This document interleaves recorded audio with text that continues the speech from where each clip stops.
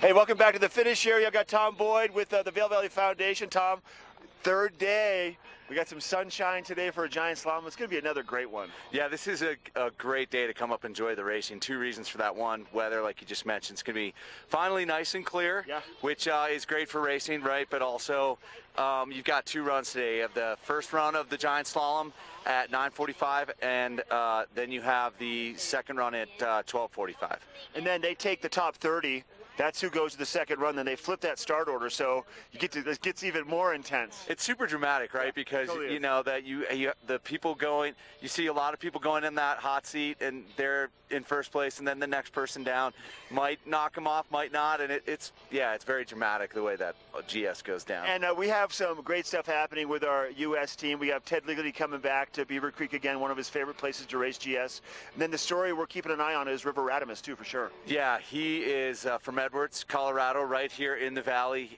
Grew up here, and he came over from Steamboat when he was very young. But he's 20 years old.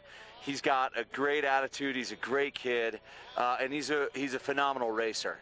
And his hero, growing up, he used to have Birds of Prey posters on his wall. Still has them on his wall, signed by Ted Ligety. Oh, right on. And now they're teammates, and now they're on the same team together. They're great friends. And Ted Ligety is coming out, really making a nice comeback. He has been pretty much injured. He had a phenomenal year in 2012. Really was one of the top racers in the world. Now he's really focused on GS, focused on getting back to health, and this is his day, this is his race. We'll see Ted Ligety and River Radimus out there really competing to see how the U.S. can do today. Along with the Austrian, Marcel Hirscher, for sure, who has been dominating giant slalom for a couple of years now. 7-time overall champion, slalom dominance, GS dominance, and really has done well in Super G as well, including some victories here.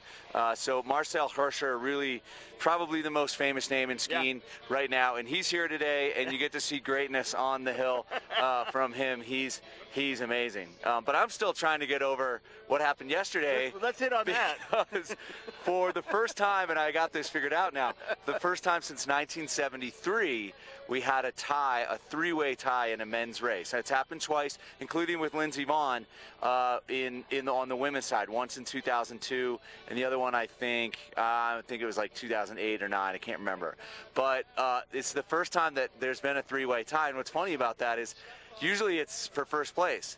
It's never happened anywhere else. Right. So this one was for third place, which means we had 5 people on the podium, and they were all squeezing up there. Do you have enough awards? Yeah, you know what? We do, because thanks to Jen Mason and all the great people at the Vail Valley Foundation, we plan ahead for all contingencies, and so we took care of them in awards, and then we took care of them down here in the press center. They get all different kinds of gifts, and we needed to get extra cars to make sure everyone. It created a lot of logistical intricacies, but it also made for a lot of laughs, and everyone was smiling, everyone was having a lot of fun, and we had all 3 of them there in the press conference. It looked like we had 1, 2, 3, but really it was just third place. That's crazy. It was really fun, and of course Axel Lund Svindal once again on the podium. I don't know what it's like to have a race here without Axel on the podium. I've never experienced it. I agree, and the crowd absolutely loves all the racers. Thanks for your time, buddy. You bet. Thank you so much. Have an awesome day. Once again, we have weather coming up next right here. We're live at the Xfinity Birds of Prey.